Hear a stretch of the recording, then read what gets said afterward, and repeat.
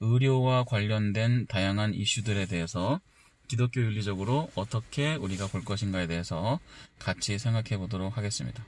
특별히 4가지 주요 이슈에 대해서만 생각을 해보겠는데요. 의료와 관련해서는 굉장히 많은 이슈가 있겠죠.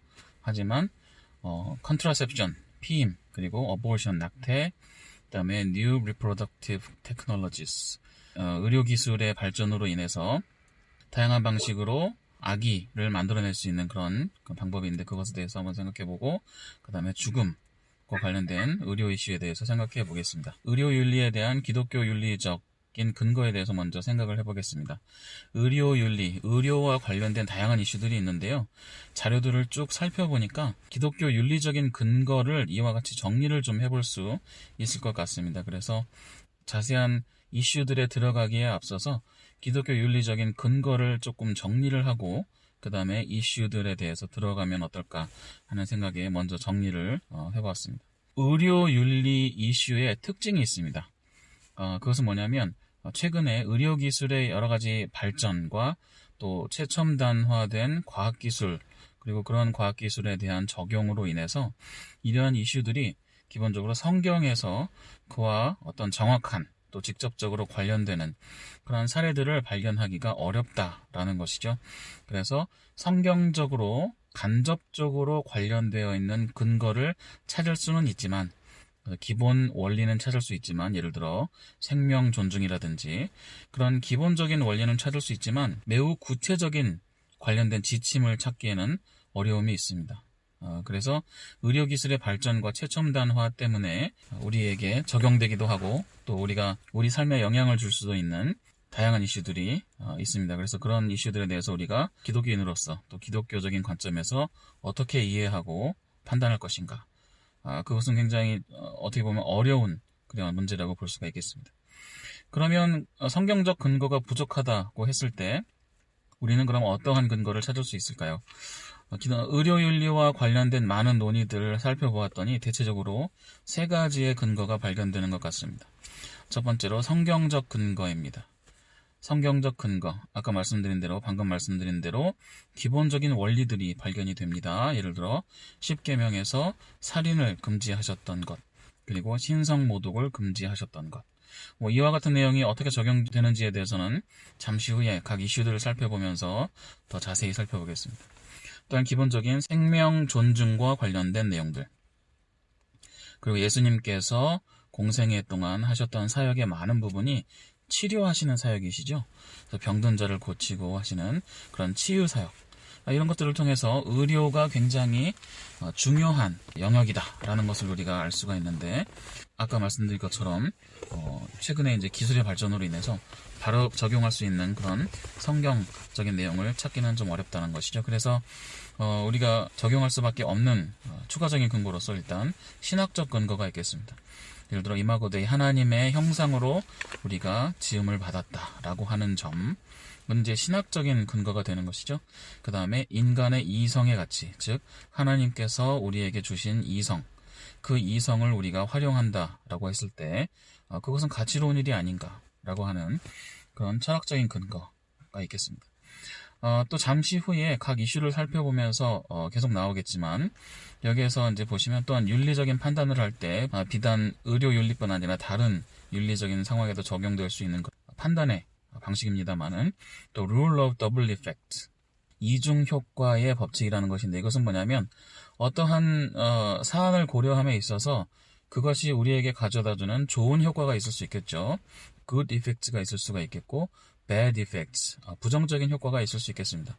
그래서 이 2가지 효과를 봤을 때 어떠한 효과가 더 큰가를 이제 비교해서 이제 good effects가 더 큰 그런 방식으로 윤리적인 판단을 해야 된다. 이런 것이 이제 또 rule of double effect가 되겠는데요. 잠시 후에 또 나오도록 하겠습니다. 그리고 이제 굉장히 많이 적용되는 그런 근거가 바로 뭐냐면 자연법과 관련된 근거입니다. 자연법에 대해서는 우리가 이전 시간에 자세히 공부를 한 바 있죠. 자연법, 하나님께서 이 자연에 하나님께서 직접 창조하신 이 자연 속에 하나님의 뜻이 들어가 있다라고 하는 것입니다. 그렇기 때문에 우리는 자연을 바라다 보면, 자연을 자세히 살펴보면 그 안에 하나님께서 원하시는 뜻, 것이 발견되기 때문에 우리는 그 뜻에 따라서, 즉 하나님의 뜻에 따라서, 자연에서 발견되는 하나님의 뜻에 따라서 우리가 판단을 해야 된다는 것이 자연법 사상이죠. 그리고 이제 이와 같은 의료윤리에 관한 기본적인 기독교적 입장들을 쭉 살펴보았을 때 대체적으로 교파적으로 두 가지 정도로 분류가 되는 것 같습니다. 그래서 대체적으로 봤을 때 다소 허용적이고 길을 열어주는, 뭔가 허용하는 그런 입장을 취하는 그런 부류의 교파는 이제 우리가 소속되어 있는 개신교, 프로테스탄트와 동방정교회, 이스턴 오르토덕스하고 또 성공회, 앵글리칸 처치 또는 미국의 성공회는 이제 에피스코팔 처치라고 하죠. 이와 같은 교파에서는 다소 허용하는 그런 입장이고, 반면에 많은 부분을 금지하고 제한하는 그런 입장이 있는데, 일반적으로 로만 카톨릭 교회에서 많은 부분들을 제한하고, 또 일부 개신교 교단 중에 굉장히 보수적인 입장을 취하는 그런 개신교들, 특히 이제 이반젤리컬스라고 이제 영어 표현으로는 불리우는 교파에서는 굉장히 금지하는 그런 내용이 많은 것을 알 수 있습니다. 그러니까 이와 같이 일단 정리를 했고요. 그 다음에 이와 같이 정리한 바에 따라서 각 이슈에 대해서 하나하나씩 살펴보도록 하겠습니다. 일단 컨트라셉션에 대한 것입니다. 피임과 관련된 것이죠. 기본적으로 컨트라셉션에 대해서 반대하는 입장이 있을 수 있겠습니다. 여기서 이제 RC라고 해놓은 것은 로만 카톨릭 교회, 길게 쓰기 그래서 RC라고 해놨고, 그 다음에 PAE라고 해놓은 것은 Protestant, Anglican and Eastern Orthodox라고 해서 다소 허용적인 그런 교파들, 개신교, 성공회, 동방정교를 축약해서 PAE로 표기했습니다. 그래서 컨트라셉션은 기본적으로 로만 카톨릭 교회에서는 반대되고 금지되어 왔습니다.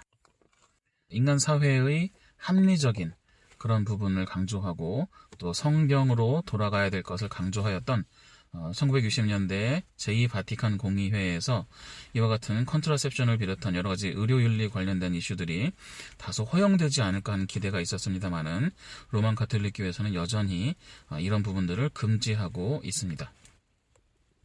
그 근거는 앞서 말씀드린 그런 근거 중에 하나인 자연법과 관련되어 있는데요.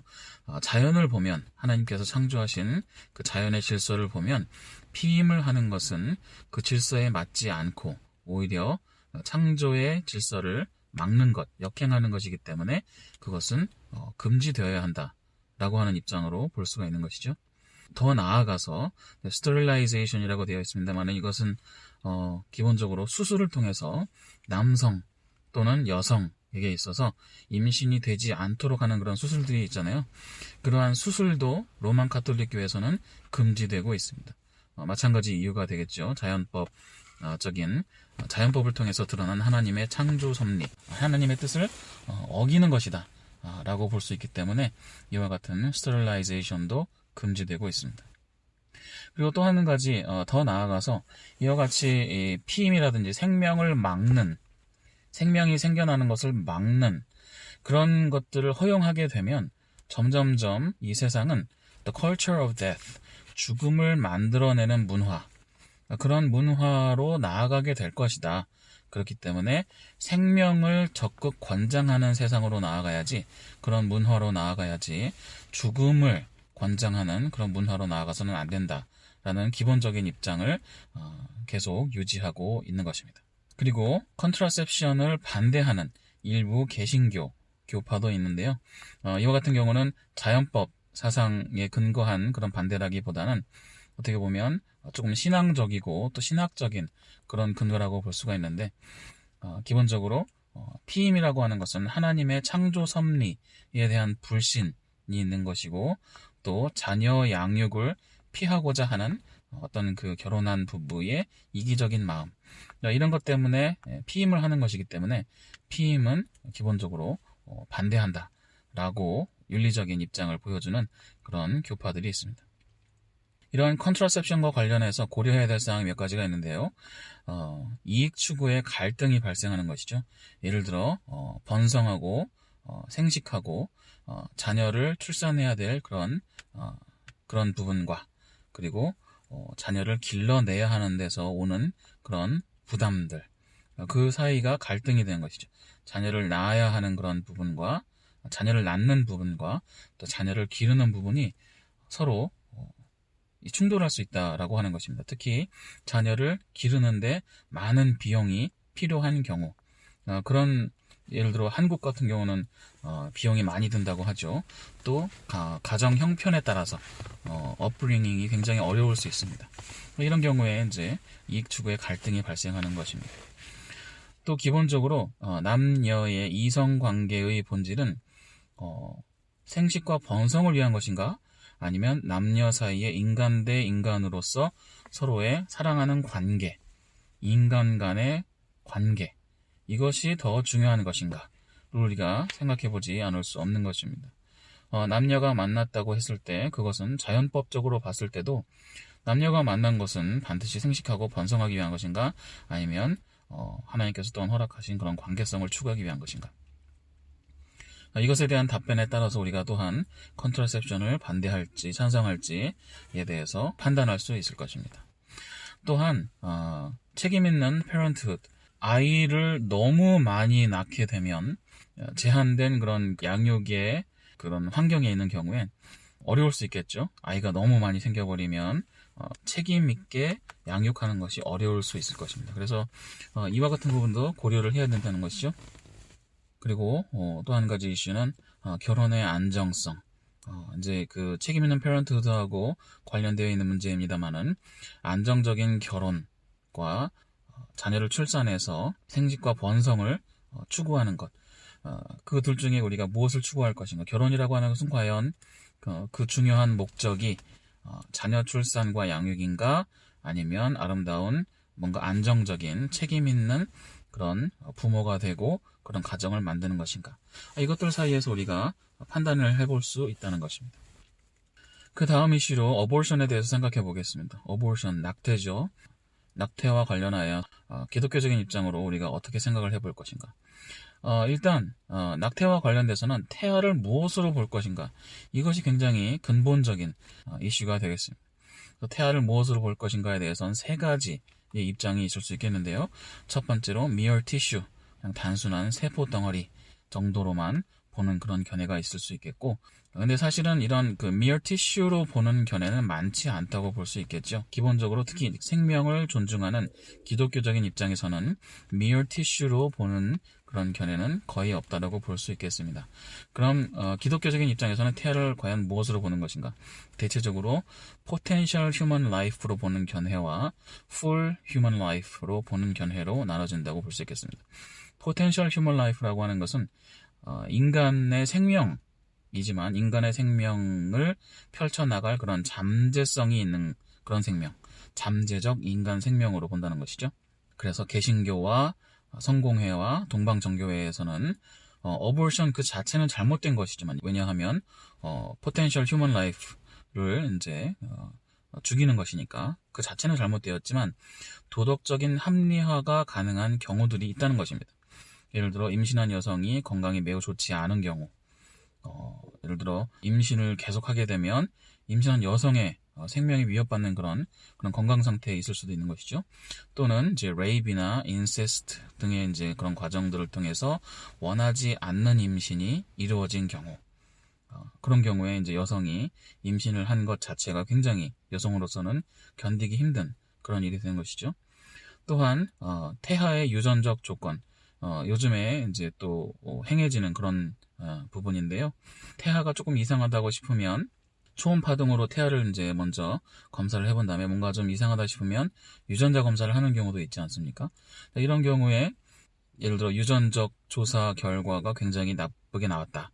아이가 태어났을 때 이 아이가 굉장히 힘들게 살아갈 것이다, 내지는 얼마 살지 못할 것이다 라든지 뭔가 이제 이런 경우가 발견되는 경우에 어볼션을 이제 허용할 수 있는 가능성이 있다라고 보는 것입니다. 이 이제 태아의 유전적 조건, 유전 검사에 대해서 동방정교회에서는 이제 뭔가 그래도 뭔가 기준을 세워서 이제 의견을 제시하고 있는데요. 그것은 바로 뭐냐면 태아의 유전적 조건은 낙태의 근거가 돼서는 안 된다라고 하는 것입니다.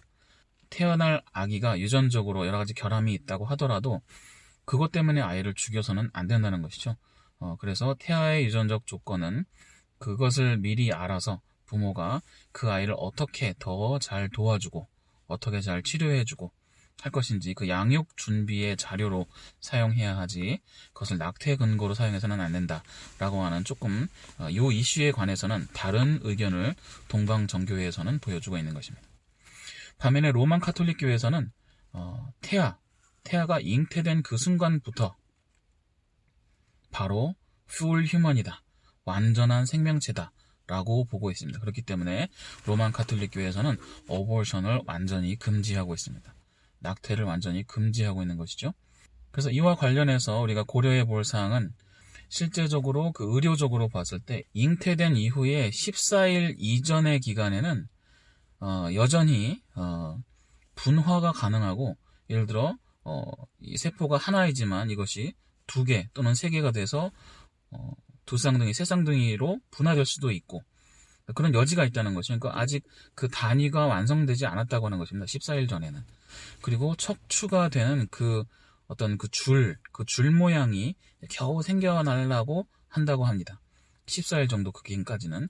그렇기 때문에 이때까지는 어떻게 보면 그 생명체의 모습을 보여주고 있지 않기 때문에 이때까지는 생명이 아니고 즉 세포 단계이고 그 이후부터 예를 들어 그 유닛 그 자체가 1개일지 뭐 2개, 2쌍둥이일지 3쌍둥이일지 뭐 그런 것들이 결정된 이후 그 이후부터 생명으로 봐야 한다라고 하는 그런 견해도 있고요. 또 이와 관련해서는 굉장히 다양한 견해들이 있다고 볼 수 있겠습니다. 또 앞서 말씀드린 바와 같이 여기서 고려해야 될 사항은 임신한 여성의 생명과 건강 그리고 태아의 생명 즉 여성의 생명과 태아의 생명이 서로 갈등을 한다는 것입니다. 그 누구의 생명을 더 우선시해야 될 것인가? 이것은 생명을 어떻게 보면 선택을 해야 되는 그런 상황에 또 놓이게 되는 것이죠. 이제 이런 상황에서 우리가 이제 앞서 말씀드린 The Rule of Double Effects 이중 효과의 그런 판단을 해볼 수 있는 것입니다. 그래서 아이를 임신해서 낳았을 때 얻게 되는 그런 좋은 점과 또 얻게 되는 나쁜 점, bad effect, good effects와 bad effects를 잘 판단해서 good effect가 더 좋은 쪽으로 판단을 하게 된다, 할 수 있다 라고 하는 것이죠. 개신교는 대체적으로 앞서 말씀드린 대로 태아를 potential human life로 보기 때문에 어볼션은 기본적으로 반대하지만 허용할 경우가 있다라고 봅니다만은 모든 개신교인들이 그런 것은 아닙니다. 예를 들어 우리가 이전에 덕윤리와 공동체 윤리를 하면서 스탠리 하워워스 같은 경우는 기본적으로 낙태를 반대를 합니다. 근데 그 이유가 바로 뭐냐면 기독교는 기본적으로 생명을 추구하는 종교라고 하는 것이죠. 우리가 예수님을 믿음으로 말미암아 구원을 받는다고 하는 것은 새로운 생명을 받는 것 아닙니까? 다시 태어나는 것 아닙니까? 그래서 새로운 생명을 강조하는 기독교 그리고 또한 구약을 통해서 고아와 과부와 나그네 이방인들을 또 잘 돌봐야 될 것 이런 것들이 이제 강조된 그런 기독교의 기본적인 교리상 이 생명이기도 하고 또한 우리 가정에 나그네로서 뭔가 그 새로운 사람이죠. 새로운 사람으로서 들어오게 되는 그런 태아에 대해서 친절하게 대해주지 않고 그와 같이 낙태를 한다라고 하는 것은 기독교 교리상 맞지 않는다. 그렇기 때문에 이것은 어떤 거론의 여지 없이 이것은 그냥 무조건 잘못된 것이다라고 보는 견해도 있습니다. 또 이와 관련해서 생각해 볼 수 있는 것은 임신한 여성이 만난 적도 없는 그 태아, 만난 적도 없는 인간인 태아, 그 태아에게 생명적인 지원을 해줘야 되는 그 의무가 도대체 언제 발생하는가, 그리고 왜 발생하는가, 그리고 그 의무는 얼마나 발생하는가, 과연 그 의무가 과연 있기는 있는가 라는 것에 대해서 생각해 볼 수 있는 것이죠. 우리가 보통 사람과 사람이 만나서 의무와 책임이 서로 인정이 되고 암묵적인 또는 명시적인 계약이 체결되기도 하고 하는 것인데 만나본 적도 없는 태아에게 대한 그런 의무는 언제 발생하는가 이것을 또한 우리가 생각해 볼 수 있다는 것입니다. 그래서 이제 이와 또 관련된 이슈입니다만은 과연 임신한 여성과 태아 사이의 인간관계는 언제 형성되는 것인가? 또 어볼션의 문제와 컨트라셉션의 문제는 연계되어 있다고 볼 수가 있겠습니다. 예를 들어 낙태를 허용하지 않으면 아이가 임신되어서 출산되는 것을 막을 길이 없는 것이죠. 그러니까 이제 아이가 출산되고 아이가 잉태되고 출산되는 것을 막는다는 점에 있어서 어보션과 컨트라셉션은 굉장히 관련되어 있는데, 어보션도 막고 컨트라셉션도 막게 되면 결국 인구 증가라든지 아이가 이제 태어나는 그 숫자가 급격히 늘어나게 되는 것입니다. 그래서 이 가톨릭을 기본적인 종교로 하고 있는 여러 남미 국가를 보시면 굉장히 인구가 많은 것을 볼 수 있어요. 굉장히 아이들이 많고 하는 것을 볼 수 있는 것이죠. 그러니까 이와 같이 이제 어보션을 차라리 인정하든지, 컨트라셉션을 인정 안 할 거면, 또는 컨트라셉션을 인정할 거면 어보션을 인정하지 않든지, 뭔가 그 둘 중에 하나를 인정하든지, 뭔가 그런 필요도 있을 텐데, 둘 다 이렇게 반대를 해버리면 사회적으로 인구 증가가 폭발할 수도 있다. 뭐 이런 부분도 우리가 생각을 해볼 수 있는 것입니다. 또 한 가지 우리가 생각해 볼 문제는 새로운 기술들, 비단 남녀 간의 어떤 생식적인 관계가 아닌 다른 방식으로 아이가 태어나는 경우를, 그런 경우들이 이제 가능하게 된 것이죠. 의료기술의 발전을 위해서, 의료기술의 발전을 통해서 그와 같은 일이 가능하게 된 것입니다. 그래서 여기 보시면 artificial insemination이라고 되어 있는데, 이것은 뭐냐면 남성의 정자를 여성의 몸에 주입해서 잉태되게 하는 경우, 그런 경우가 이제 artificial insemination이 되겠습니다. 반면에 in vitro fertilization은 뭐냐면 여성의 난자를 추출하고 남성의 정자를 또 추출해서 난자에 집어넣어서 그것이 잉태된 그 세포를 여성의 자궁에 다시 집어넣어서 임신하도록 하는 것.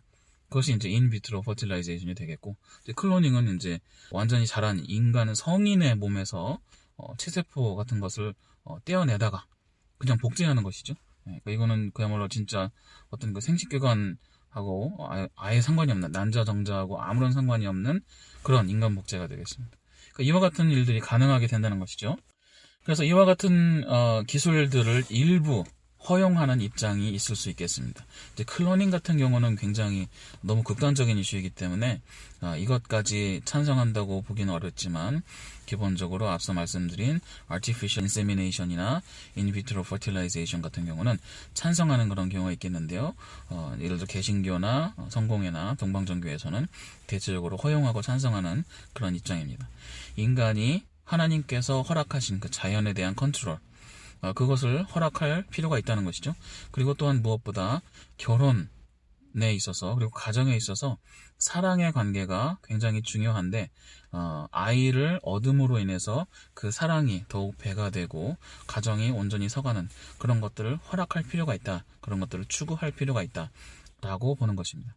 또한 이제 조셉 플래처 같은 성공회 쪽에 굉장히 유명한 기독교 윤리학자인데요. 이분은 과학자들이 또 의료학자들이 신이 주신 인간의 이성을 활용해서 결국 자연을 조절해서 생명이 잉태되도록 하는 것이므로 이것이야말로 가장 인간적이고 자연적이다. 하나님께서 허락하신 것이다. 라고 보았습니다. 반면에 로만 카톨릭에서는 이와 같은 인공적인 그런 임신과 출산을 모두 반대하고 금지하고 있습니다. 왜냐하면 자연법 사상적으로 또한 보았을 때 하나님의 창조 섭리 그 자체만 보면 그 안에 하나님께서 얼만큼 허락하셨는지, 그리고 얼만큼 허락하지 않으셨는지가 보인다는 것이죠. 그래서 창조 섭리를 봤을 때 남성과 여성이 만나서 어떤 생식 과정을 통해서 아이가 태어나는 것, 그것만이 하나님께서 허락하신 그런 방식이다라고 하는 것입니다. 그래서 그 한계를 뛰어넘어서는 안 된다는 것이고, 그 한계를 뛰어넘는다고 하는 것은 하나님께 대한 도전이다. 뭐 이렇게 보는 것입니다.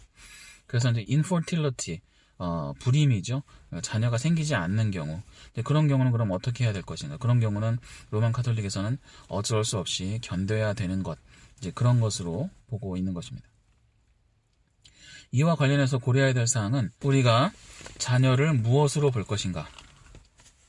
한 가정에 태어나는 자녀를 선물로 볼 것인가? 아니면 생산품으로 볼 것인가? 왜냐하면 인공적으로 만들어내면 그것은 결국엔 남성과 여성 두 사람 사이의 노력으로만 나오는 것이 아닌 뭔가 의사라든지 그것을 도와준 사람들이 있잖아요. 그 사람들이 만들어낸 것이라는 거죠. 그래서 이런 경우 자녀는 프로덕트에 가까운 그런 특성을 보인다는 것입니다. 그래서 하나님이 주신 선물인가 아니면 인간이 만들어낸 산물인가 이것에 대해서 또 이제 철학적으로 볼 수 있는 그런 여지가 있다는 것입니다. 또 한 가지 중요한 이슈는 뭐냐면 미국에 살다 보면 특히 이제 신문이나 이런 데 광고가 올라오는 것을 많이 볼 수가 있는데요. 그러니까 스펌 도네이션 또는 에그 도네이션, 정자 기증이나 난자 기증 같은 경우 특히 이제 기증이라고는 되어 있습니다만은 영어로도 도네이션이라고 이렇게 광고가 뜹니다만 실제로 보면 보상을 해주겠다 이제 그런 경우가 많습니다. 그것은 말은 도네이션인데 사실은 뭡니까? 사고 파는 거죠. 그러니까 이게 커머셜 서러가시, 그러니까 이게 그 상업적 대리모, 상업적 뭔가 대리 출산 뭐 이렇게 되는 것입니다. 정자와 난자를 돈을 주고 사게 되는 경우, 또 그것을 이제 파는 경우도 있는 거죠. 그러니까 이 과정에서 상업적인 이런 그 사고 파는 일이 들어가는 것이 과연 마땅한 일인가, 이것이 거룩해야 하는 그런 출산의 과정, 임신과 출산 과정에 있어서 마땅한 일인가를 생각해 볼 수 있는 것이죠. 그래서 돈이나 어떤 그 보상이 없는 순수히 이타적인 그런 마음에서 이루어지는 altruistic surrogacy가 있을 수도 있겠습니다만은 과연 altruistic surrogacy가 가능한 것인가, 아무런 보상 없이 이것을 해주는 경우가 가능한 것인가. 그리고 또 한 가지 중요한 이슈는 뭐냐면 결혼과 가정에 제3자가 개입하는 문제가 발생하는 것입니다. 남성과 여성이 만나서 가정을 이루게 되는데 거기에 제3자가 들어오는 것이, 예를 들어 스펌 도네이션으로 아이를 출산하는 경우, 다른 남자의 스펌으로 아이를 출산하는 경우, 또 다른 여성의 액으로, 난자로 출산하는 경우, 이거는 남녀 둘 사이의 관계에 다른 남성이나 다른 여성이 들어가는 것입니다. 이거는 굉장히 결혼, 부부의 관계를 굉장히 복잡하게 만들어 버리는 것이죠. 또한 이제 앞서 말씀드린 것처럼 만약에 의사가 그것을 만들어서 주는 경우, 또 제3자가 개입하게 되는 것입니다. 그래서 이 제3자가 개입하는 문제, 특히 남성과 여성 사이에 또 다른 남성, 또 다른 여성이 그 사이에 끼게 되는 그런 문제가 복잡하게 만든다라는 것이죠. 이와 같이 외부에서 이제 정자와 난자로 이렇게 잉태시켜서 이렇게 하는 경우에 그 과정에서 제대로 되지 않아서 버리는 경우가 있다고 합니다. 그런 경우는 잉태된 세포를 버리는 것이기 때문에 이것은 낙태와 무엇이 다른가 라고 또한 볼 수가 있는 것이죠. 어볼션과 무엇이 다른가, 어볼션과 관련된 이슈가 아닌가 라고도 볼 수 있는 것입니다. 또 더 나아가서 성이 없는, 기본적으로 자연스러운 그런 남성과 여성의 생식 그런 관계가 아닌 asexual reproduction, 성이 없는 그런 출산의 경우, 인간 복제와 무엇이 다른가? 인간 복제도 어떤 그런 관계가 성이 아닌 그런 방식으로 나오는 것이기 때문에 무엇이 다른가? 라고 볼 수도 있는 것입니다. 더 나아가서 인간 복제를 통해서 아이가 태어난 경우는, 인간 복제 유전자 조작이나 인간 복제로 아이가 태어나면, 예를 들어 그 예전에 양을 복제해서 새로운 그 양이 태어나도록 한 경우가 있는데, 그 양이 여러 가지 유전자적인 결함으로 인해서 오래 살지 못했다고 그러죠. 그런 경우 인간 아이를 복제해서 태어나게 했을 때 그 아이가 여러 가지 유전적인 결함으로 인해서 건강하지 못하게 사는 경우, 그 아이에게 불행을 심어주는 것 아닙니까? 또한 심리적인 그런 피해를 받을 수도 있는 것입니다. 나는 엄마 아빠 사이에서 태어난 게 아니라 그냥 복제된 인간이야. 그러면 자기 정체성이라든지 자기 인생에 대해서 생각해 볼 때라든지 여러 가지 사이콜로지컬 함이 있을 수 있을 것입니다. 또한 그렇게 태어난 아이가 가정에 있는 경우, 그 가정에서 그 아이가 차지하는 위치가 무엇이 될 것인가, 그 가정이 가정으로서 제대로 세워질 것인가, 또는 그 가정에 위협이 될 것인가, 이런 부분에 대해서도 우리가 생각해 볼 수 있는 것입니다. 법적으로도 많은 문제가 생길 것 같아요. 이 복제된 아이가 있는 경우, 자녀인가 아닌가부터 시작해서 나는 또 다른 객체인가, 나는 예를 들어 엄마 아빠와 동등한 사람인가, 뭐 이렇게 볼 수도 있는 그런 여지도 있는 것이고, 굉장히 복잡한 일이 생길 것 같습니다. 마지막으로 죽음과 관련된 이슈에 대해서 생각해 보겠습니다. 죽음과 관련된 이슈, 특히 자살과 관련된 이슈인데요. 자살, suicide, 그리고 assisted suicide는 뭐냐면 자살을 할 수밖에 없는 것으로 여겨지는 그런 굉장히 극심한 고통의 상태라든지 죽을 수밖에 없는 병에 걸린 경우라든지 그런 경우에는 여기 보시면 어시스티드 수어사이드와 액티브 유타네시아가 등장하는데 어시스티드 수어사이드는 말 그대로 수어사이드입니까? 다른 사람의 도움을 받아서 하는 자살입니다. 예를 들어 의료진이 잘 판단을 해서 죽는 약을 주는 것이죠. 그러면 그 약을 받아서 마시는 행동, 그 행동을 자신이 하게 될 때 그것은 어시스티드 수어사이드가 되는 것이고 그 행동을 의료진이나 다른 사람이 해줄 때는 그것은 안락사가 되는 것입니다. 액티브 유타네시아가 되는 것입니다. 그래서 이제 어시스티드 수어사이드와 유타네시아는 어떻게 보면 개념적으로는 같은 비슷한 것인데 그 행위를 누가 하느냐에 따라서 어시스티드 수어사이드는 자신이 할 때, 다른 사람의 도움을 받아서 자신이 할 때, 그 다음에 액티브 유타네시아는 다른 사람이 해줄 때, 그것이 이제 안락사가 되는 것인데요. 안락사에는 또한 세 가지가 있습니다. 그래서 voluntary euthanasia, 이것은 자발적인 안락사.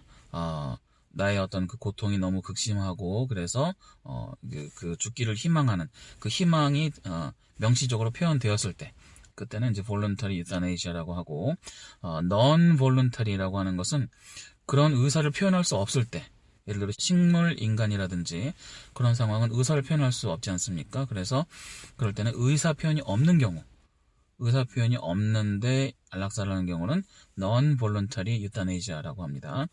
반면에 involuntary euthanasia라고 하면 의사와 반대되는 것이죠. 예를 들어 나는 살고 싶다라고 하는 의사를 표현했지만 주변에서 판단했을 때 또 의료진이 판단했을 때 고통이 너무 심하다라든지 그래서 본인의 의사와는 반대되는 그런 안락사를 하는 경우가 만약에 있다면 그런 경우는 involuntary euthanasia라고 볼 수가 있겠습니다. 어쨌든 이러한 죽음과 관련된 그런 입장에서 기본적으로 기독교에서는 자살은 기본적으로 성경적 근거와 자연법 근거에 의해서 금지되고 있는 것을 우리가 알 수 있습니다.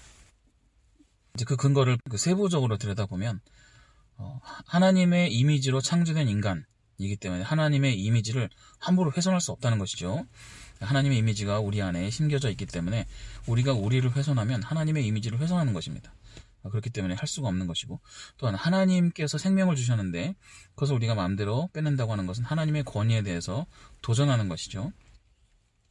또 생명을 주신 그 하나님께 대한 감사함이 있어야 되는데 우리가 하루하루 살아가는 것이 얼마나 감사합니까? 네, 그러한 감사함이 부재되어 있는 것은 신구약을 통틀어서 굉장히 여러 번 경고가 이제 주어지고 우리가 하나님께 감사해야 될 것에 대해서 말씀하고 있죠. 그래서 이제 성경적 근거에 따라서도 감사가 부재된 것은 문제가 있다라고 하는 것입니다.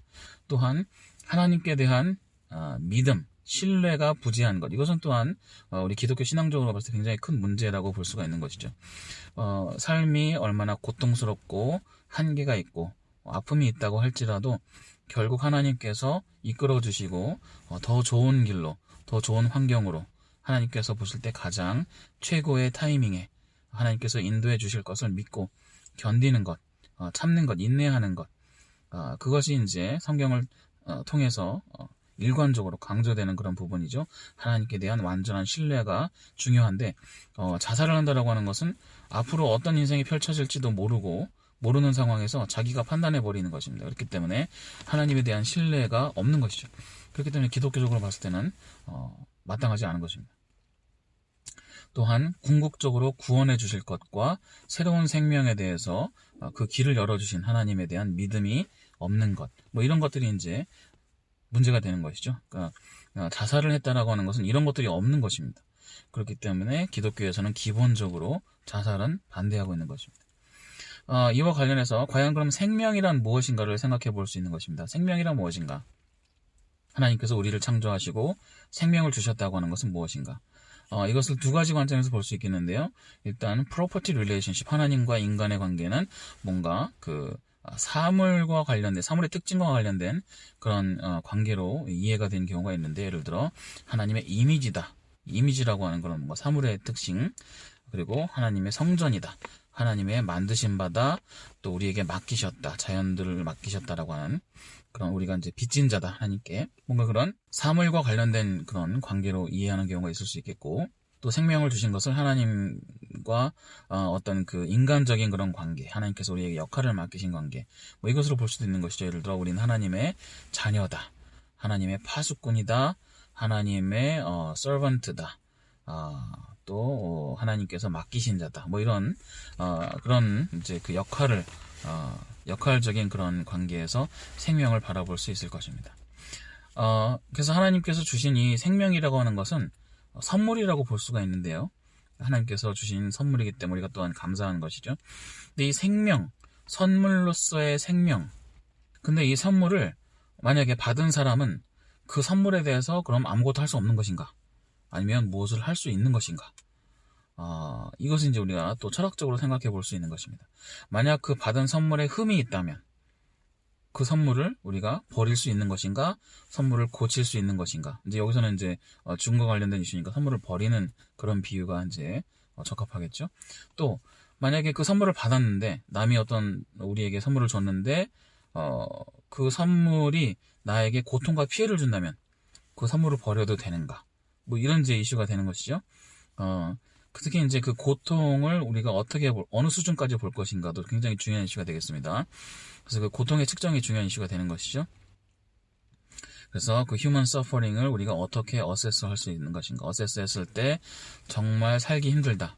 아주 극심한 병에 걸려서 정말 1분 1초도 더 숨쉬기 힘들다. 뭐 어떤 약도 듣지 않는다. 이런 상황이 있을 수 있는 것이죠. 그런 경우를 우리가 이제 생각해서 이 질문을 던지는 것입니다.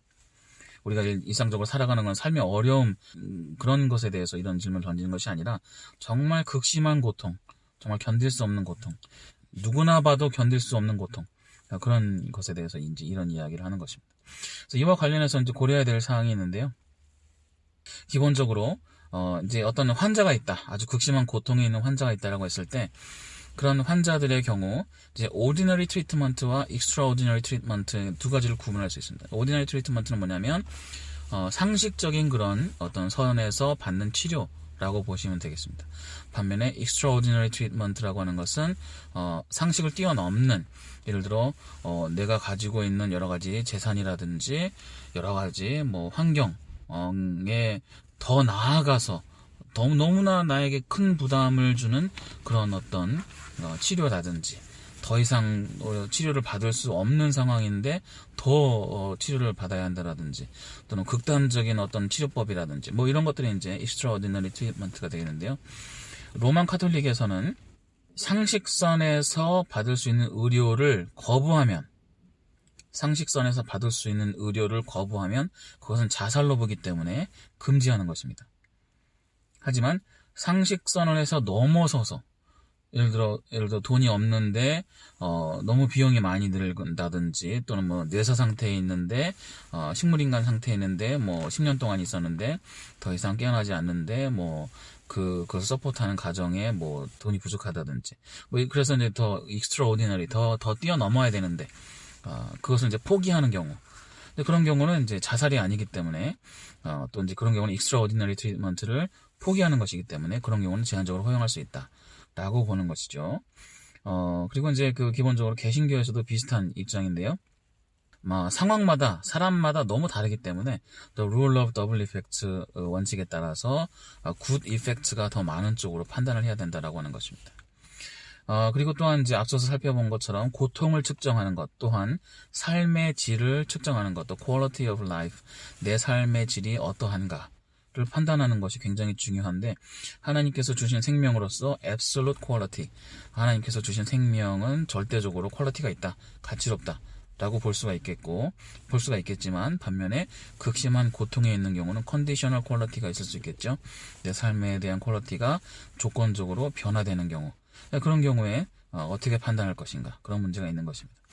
또한 이 어시스티드 수어사이드라든지 유타네이지아라든지 이런 그 안락사라든지, 또는 뭐 이제 그 도와주는 자살, 이제 이런 경우에 이제 극심한 고통에 있는 경우에 그런 것을 가능하게 하는 일들을 우리가 무엇으로 볼 것인가? 하나님께서 주신 생명인데 그것을 함부로 없어지도록 도와주는 것 자체가 플레잉 갓, 하나님의 역할을 대신하는 것 아닌가? 라고 부정적으로 볼 수도 있고, 반면에 극심한 고통에 있는 이웃을 도와주는 것이라고 봤을 때는 이웃사랑, 예수님께서 강조하신 이웃사랑이지 않은가 라고도 볼 수가 있는 것입니다. 그래서 특히 어시스티드 수어사이드라든지 유타네이지아 같은 경우에는 두 가지 관점으로 볼 수가 있다는 것이죠. 또한 중요한 것은 바로 뭐냐면 라이프, 삶 자체를 우상 숭배할 가능성도 있다고 하는 것입니다. 예를 들어 깨어날 가능성이 희박한 경우, 물론 이제 식물인간으로 뭐 몇십 년 있다가 깨어나는 경우도 있습니다. 그래서 이런 이슈에 대해서 함부로 얘기할 수가 없는 것인데요. 근데 예를 들어 정말 그 어떤 재생 불가능한 경우에 라이프, 생명을 너무 지나치게 집착하거나 추구하는 경우에 그것이 오히려 우상이 될 수 있다. 뭐 이런 내용이 있는데요. 글쎄요, 하나님께서 라이프를 주셨기 때문에 라이프를 우상 숭배할 가능성이 있을지 그건 잘 모르겠습니다. 또 이제 많은 선진국들, 제가 오늘 강의에서 참고하고 있는 그 챕터에 보면 미국을 제외하고 모든 이 전 세계의 모든 선진국은 다 유니버설 헬스케어를 하고 있다. 미국만 유독 안 하고 있다라고 해서 아주 고질적인 미국의 큰 단점이다라고 표현이 되어 있는데, 유니버설 헬스케어, 모든 사람들이 무료로 무상으로 의료 서비스를 받을 수 있는 권리. 이건 미국에서는 안 되고 있죠. 근데 다른 유럽 국가라든지 다른 선진국, 캐나다라든지 이런 곳들은 다 무료로 모든 사람이 다 의료 혜택을 받게 됩니다. 그래서 이 무상 의료보험, 무상 의료 서비스에 대한 인간의 기본권, 인간으로 태어났으면 당연히 치료를 받아야 되는 것입니다.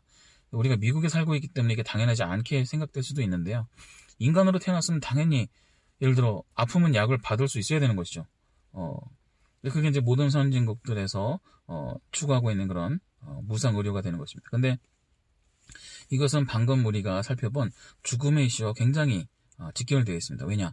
앞서서 여러 번 말씀드린 바와 같이 부담의 문제와 관련되어 있기 때문에 그렇습니다.